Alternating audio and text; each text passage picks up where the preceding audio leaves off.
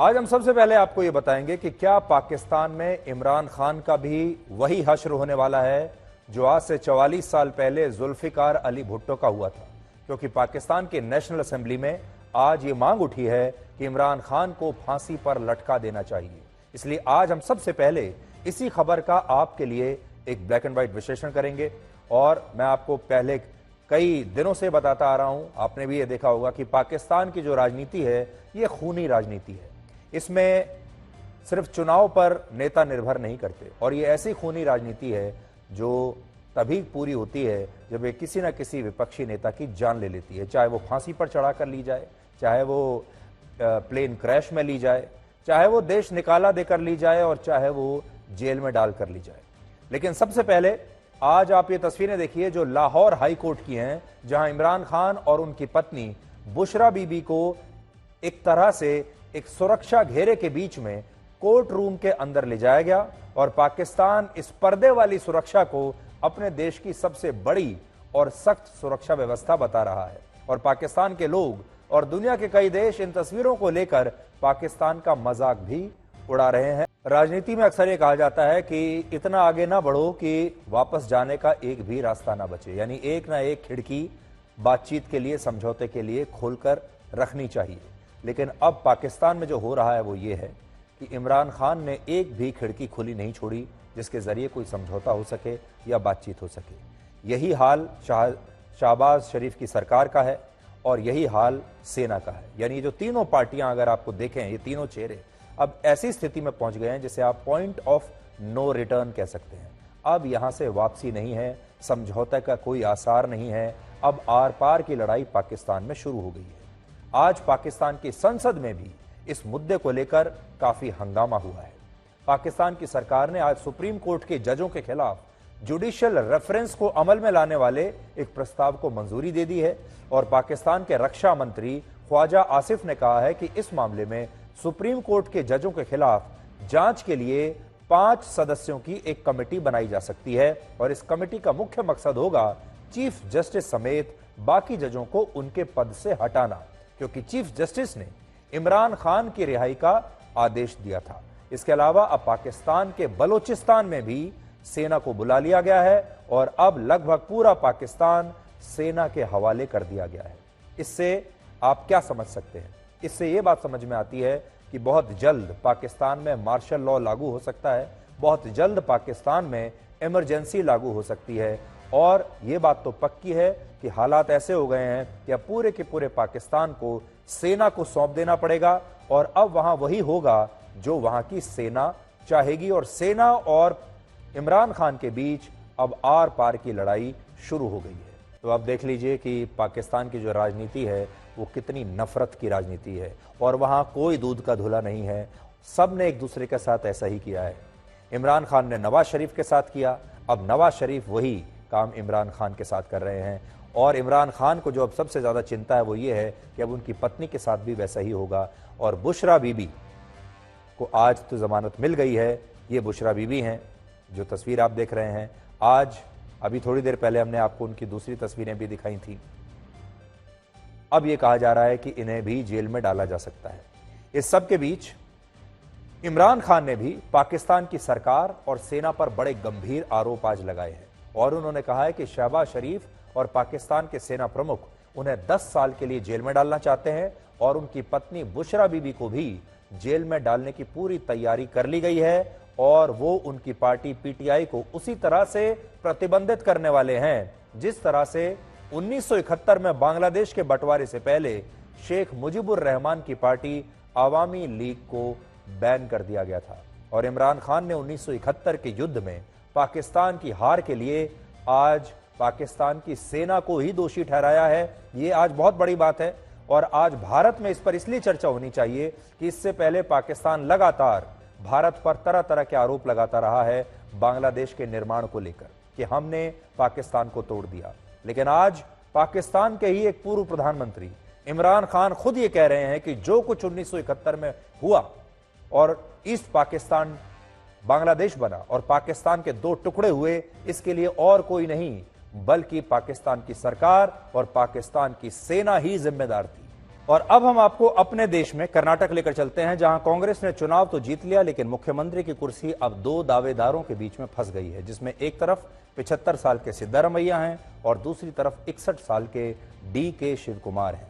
इस खबर से जुड़ा लेटेस्ट अपडेट यह है कि कांग्रेस के सभी 135 विधायकों ने मुख्यमंत्री पद को लेकर अपनी राय हाईकमांड को बता दी है और तीनों केंद्रीय पर्यवेक्षकों ने भी कांग्रेस अध्यक्ष मल्लिकार्जुन खड़गे को अपनी रिपोर्ट सौंप दी है, जिसमें लिखा है कि किसे मुख्यमंत्री बनना चाहिए। लेकिन इसके बाद भी मुख्यमंत्री पद को लेकर अभी तक ये खींचतान जारी है। आज सिद्धारमैया और डी.के. शिवकुमार दोनों नेताओं को दिल्ली आना था, लेकिन सिद्धारमैया तो दिल्ली आ गए, लेकिन डी.के. शिवकुमार ने पहले ये कहते हुए इनकार कर दिया कि आज उनका जन्मदिन है और वो अपनी कुछ पर्सनल वजहों से दिल्ली नहीं आ सकते। लेकिन अब उन्होंने कहा है कि वो दिल्ली जाने के लिए तैयार हैं। इस सब के बीच सिद्धारमैया ने कहा कि कर्नाटक के ज्यादातर विधायक उन्हें मुख्यमंत्री बनाना चाहते हैं, यानी सिद्धारमैया कहते हैं कि ज्यादातर विधायक उनके साथ हैं, जबकि डी.के. शिवकुमार ने कहा है कि कांग्रेस पार्टी ने कर्नाटक का चुनाव उनकी अध्यक्षता में जीता है, इसलिए मुख्यमंत्री की कुर्सी पर उनका दावा बनता है। I have 135 MLAs. First we had 136. Now we have 135 plus one associate member. Totally we have 136 MLAs. That is the Congress party MLAs.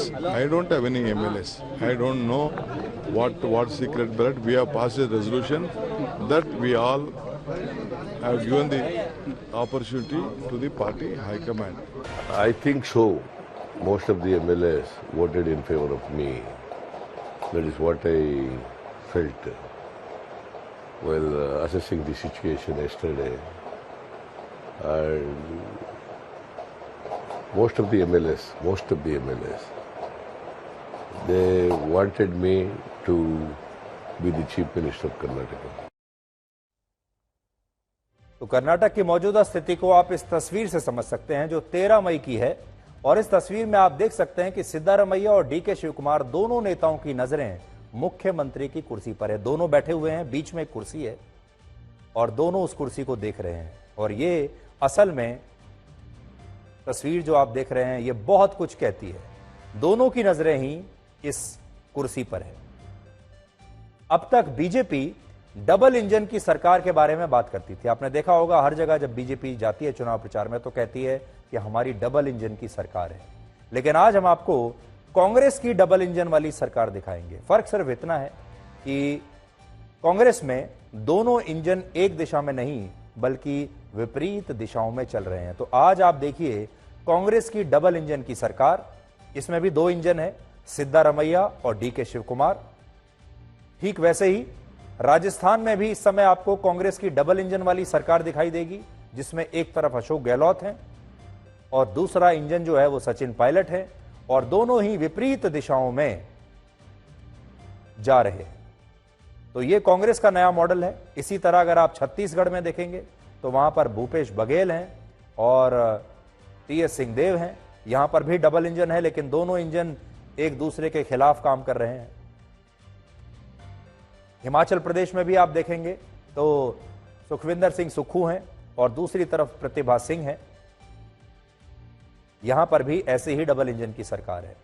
अगर आप इससे पहले की बात करेंगे तो कुछ समय पहले तक मध्य प्रदेश में भी ऐसा ही होता था जब कमलनाथ और ज्योतिरादित्य सिंधिया थे। अब एक इंजन मध्य प्रदेश से चला गया है तो अब कमलनाथ अकेले बचे हैं।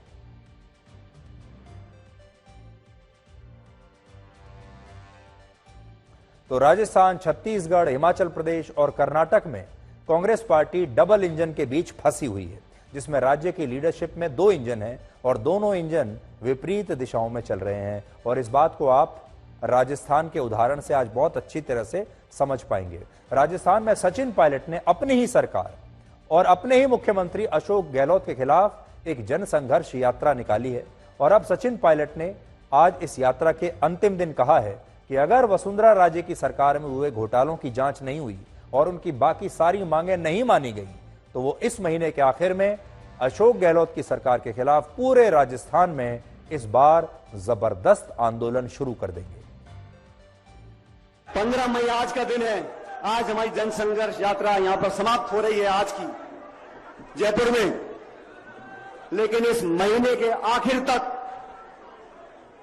15 दिन बचे मेरे ख्याल, इस महीने के आखिर तक ये तीनों मांगे नौजवानों के हित में और भ्रष्टाचार के खिलाफ अगर नहीं मानी गई तो मैं आप लोगों को बताना चाहता हूं, अभी मैंने गांधीवादी तरीके से अनशन किया है, जनसंघर्ष यात्रा करी है। महीने के आखिर तक अगर कार्रवाई नहीं होती तो पूरे प्रदेश में मैं आंदोलन करूंगा आप लोगों के साथ।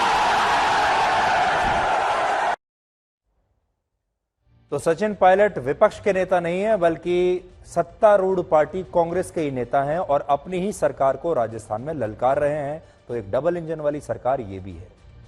अब आपको ये बताते हैं कि कांग्रेस पार्टी ने अपने मोहब्बत वाले जिस विशाल शोरूम में हैवी डिस्काउंट वाली बम्पर सेल लगाई थी कर्नाटक में, अगर उस सेल की 5 लोकल गारंटीज को लागू कर दिया जाता है तो इससे कर्नाटक को कितना बड़ा आर्थिक नुकसान हो सकता है, इसके लिए पैसा कितना चाहिए वो देख लीजिए। कांग्रेस पार्टी का पहला वादा है हर परिवार को 200 यूनिट तक मुफ्त बिजली। इस वादे को अगर पूरा करें तो इस पर सरकार को सालाना 14,430 करोड़ रुपए खर्च करने पड़ेंगे। जो राज्य का कुल बजट होगा उसमें से 5% पैसा सिर्फ मुफ्त बिजली पर निकल जाएगा। और इस खर्च से कर्नाटक में मुफ्तखोरी तो बढ़ेगी, लेकिन इस खर्च से राज्य को कोई फायदा भी नहीं होगा। दूसरा वादा है ग्रेजुएट बेरोजगारों को 3,000 रुपए मासिक भत्ता और डिप्लोमा होल्डर छात्रों को 1,500 रुपए मासिक भत्ता। इस योजना पर सालाना खर्च 3,000 करोड़ रुपए होगा और राज्य के कुल बजट का 1.2% हिस्सा इसी बेरोजगारी भत्ते को देने पर निकल जाएगा। तीसरा वादा प्रत्येक परिवार की एक महिला को 2,000 रुपए मासिक भत्ता। इसे लागू किया गया तो राज्य सरकार को हर साल 30,720 करोड़ रुपए का खर्चा आएगा और कुल बजट का 12.5% हिस्सा इस योजना को लागू करने पर खर्च होगा। चौथा वादा हर गरीब व्यक्ति को 10 किलोग्राम मुफ्त अनाज। इस पर सालाना 5,000 करोड़ रुपए का खर्च और राज्य के कुल बजट का 2% भाग इसी पर खर्च हो जाएगा। और पांचवा वादा है हर महिला को सरकारी बसों में मुफ्त सफर की सुविधा। इस खर्च का अनुमान निकालना अभी थोड़ा सा मुश्किल होगा, लेकिन इससे भी राज्य के कुल बजट पर काफी नया बोझ पड़ने वाला है। इस समय कर्नाटक की कुल आय 2,26,000 करोड़ रुपए है और उसका कुल खर्च 2,87,000 करोड़ रुपए है। और राज्य सरकार सालाना जितना कमाती है उससे 60,000 करोड़ रुपए ज्यादा उसे खर्च करना पड़ता है, जिसे हम राजस्व घाटा कहते हैं। अब अगर कर्नाटक में कांग्रेस पार्टी ने इन गारंटीज को लागू किया तो इससे कर्नाटक का राजस्व घाटा 60,000 करोड़ रुपए से बढ़कर 1,14,000 करोड़ रुपए हो जाएगा और राज्य के कुल बजट का लगभग 21.5% हिस्सा केवल मुफ्त की योजनाओं पर खर्च होगा, जिससे कर्नाटक की आर्थिक स्थिति कैसी होगी आप समझ सकते हैं। हो सकता है श्रीलंका जैसी हो जाए, क्योंकि कर्नाटक